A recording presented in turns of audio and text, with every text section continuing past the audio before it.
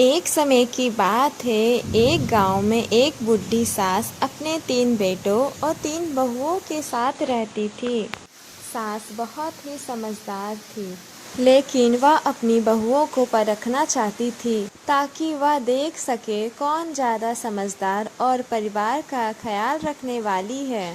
एक दिन सास ने उन तीनों बहुओं को बुलाया और कहा, देखो बहू, मैं तुम तीनों को गेहूं का एक एक दाना देती हूँ।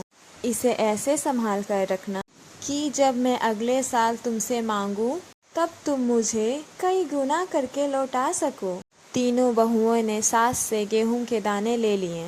पहली बहू बहुत ही सीधी सादी थी। उसने सोचा, एक गेहूं के दाने एक साल कैसे रखूंगी, ये तो सड़ जाएगा। इसलिए वो खिड़की से बाहर चिड़ियों को खिला दी।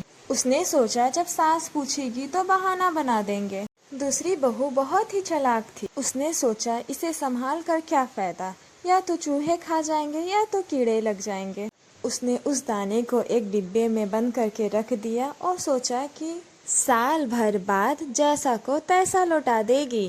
तीसरी बहू बहुत ही समझदार और दूर की सोचने वाली थी। उसने सोचा, सास ने सिर्फ दाने संभालने को नहीं बल्कि कई गुना करके लौटाने को कहा है। इसका मतलब है इसे बोना होगा। उसने गेहूं के दाने को अपने खेत में बो दिया और उसकी बहुत अच्छे से देखभाल की। सास ने फिर अपनी तीनों बहुओं को बुलाया और कहा, बहुओं, अब वो गेहूं के दाने मुझे लौटाओ जो मैंने तुम्हें दिया था।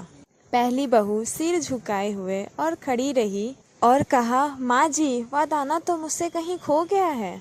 दूसरी बहू अपनी डिब्बी ले आई और बोली, माँ जी, यह रहा आपका दाना। जैसे आपने मुझे दिया वैसे मैं आपको दे रही हूँ। तीसरी बहू एक बड़ी बोरी लेकर आई जिसमें ढेर सारा गेहूं भरा हुआ था। उसने सास के चरणों में रख कर कहा, माँ जी, यह रहा आपका गेहूं का दाना, अब जो कई गुना बढ़कर इतना हो गया है। सास तीसरी बहू को देखकर बहुत खुश हुई और उसने तीनों बहुओं को समझाया। जिस तरह तीसरी बहू ने अपनी मेहनत से एक दाने को कई दानों में बदल दिया, उसी तरह हमें जीवन में मिली हुई चीजों का सही उपयोग करना चाहिए, चाहे वह धन हो, ज्ञान हो या समय हो। सास ने तीसरी बहू को आशीर्वाद दिया और घर की सारी जिम्मेवारी उसे सौंप दी। कहानी अच्छी लगे तो लाइक करना और चैनल को सब्सक्राइब करना ना भूलें।